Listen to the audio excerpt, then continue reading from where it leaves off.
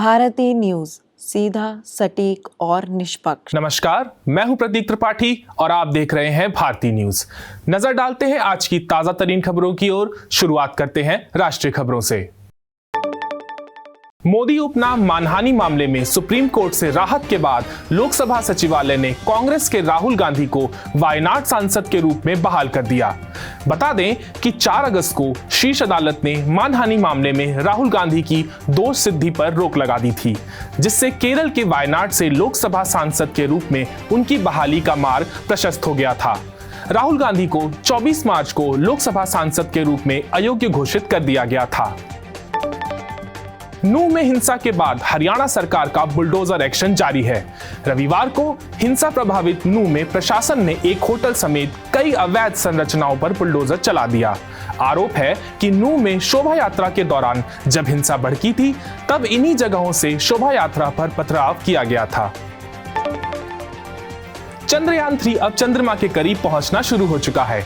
चंद्रयान 3 से जो वीडियो आया है उसमें स्पेसक्राफ्ट के साथ साथ चंद्रमा की सतह को साफ साफ देखा जा सकता है। इसके साथ ही अब चंद्रयान को चांद के और करीब लाने की कोशिशों के तहत उसे अंदर की कक्षाओं में भेजा जा रहा है। धीरे धीरे पहले स्पेसक्राफ्ट को करीब लाया जाएगा, जहां से वो चांद पर उतरने की कोशिश करेगा। अब आपको ले चलते हैं अंतरराष्ट्रीय खबरों की ओर, जहां उत्तरी अफ्रीकी देश में ट्यूनीशिया से जहाज के डूबने की खबर आई है। जानकारी के अनुसार ट्यूनीशिया के केरकेना द्वीप पर एक प्रवासी जहाज डूब गया।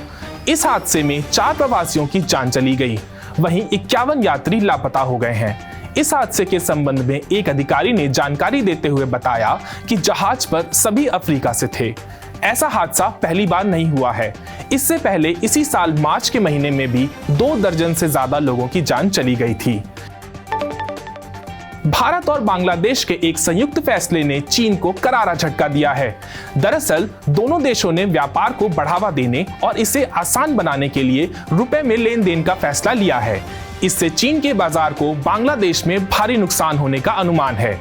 बांग्लादेश, पाकिस्तान, नेपाल, इंडोनेशिया, भूटान, बर्मा, श्रीलंका, मिस्र जैसे तमाम देशों में चीन अभी व्यापार का किंग है, मगर धीरे धीरे भारत उसके बाजार पर कब्जा करता जा रहा है। भारत और बांग्लादेश के बीच भारतीय रुपया में कारोबारी लेन देन को बढ़ावा देने से लागत कम होगी और इससे द्विपक्षीय व्यापार को बढ़ावा मिलेगा। आइए अब जान लेते हैं व्यापार जगत से जुड़ी हुई कुछ खबरें। देश के सरकारी बैंकों ने फिर से कमाल कर दिया है। वैश्विक अस्थिरता के बीच सारे अनुमानों को फेल करते हुए फिर से कमाई का शानदार रिकॉर्ड बनाया है।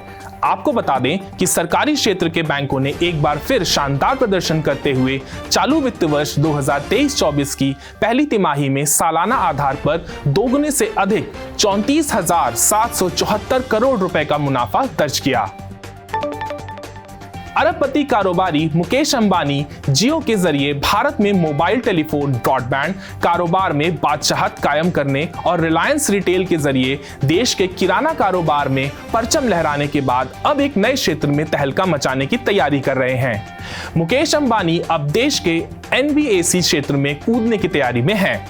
इस बात की जानकारी रिलायंस इंडस्ट्रीज लिमिटेड की हालिया सालाना रिपोर्ट से मिली है। रिपोर्ट के मुताबिक मुकेश अंबानी की निगाहें अब अपनी वित्तीय सेवा कंपनी जियो फाइनेंशियल सर्विसेज लिमिटेड के जरिए देश के बैंकिंग क्षेत्र में अपनी धाक जमाने की है। अंबानी का जोर JFSL के जरिए भारत के सबसे बड़े गैर बैंकिंग ऋणदाता बनने की है। अब खबरें खेल जगत से, जहां भारतीय हॉकी टीम ने एशियन चैंपियंस ट्रॉफी में कमाल का प्रदर्शन करते हुए मलेशिया के खिलाफ एकतरफा जीत दर्ज की है। इस जीत के साथ टीम इंडिया सेमीफाइनल में पहुंचने के करीब है। एशिया के देश इस वक्त Asian champions trophy hockey tournament में भिड़ रहे हैं। इस टूर्नामेंट में सबसे बड़ी दावेदार के रूप में उतरने वाली भारतीय टीम का शानदार प्रदर्शन जारी है। भारतीय टीम ने एक अहम मुकाबले में रविवार को मलेशिया के खिलाफ जीत हासिल कर अपना सेमीफाइनल का टिकट लगभग कटा लिया है। वहीं इस जीत के साथ टीम इंडिया टेबल में टॉप पर भी पहुंच गई है। भारत की 17 साल की अदिति स्वामी वर्ल्ड तीरंदाजी चैंपियनशिप के कंपाउंड महिला फाइनल में मेक्सिको की एंड्रिया बेसेरा को हराकर सबसे कम उम्र में सीनियर वर्ल्ड चैंपियन बनी। वह इस स्पर्धा में गोल्ड मेडल जीतने वाली देश की पहली खिलाड़ी हैं। आखिरी दौर में उन्होंने एक निशाना 9 अंक का लगाया, जबकि बाकी 2 से 10-10 अंक बटोरकर कुल 149 अंक जुटाए।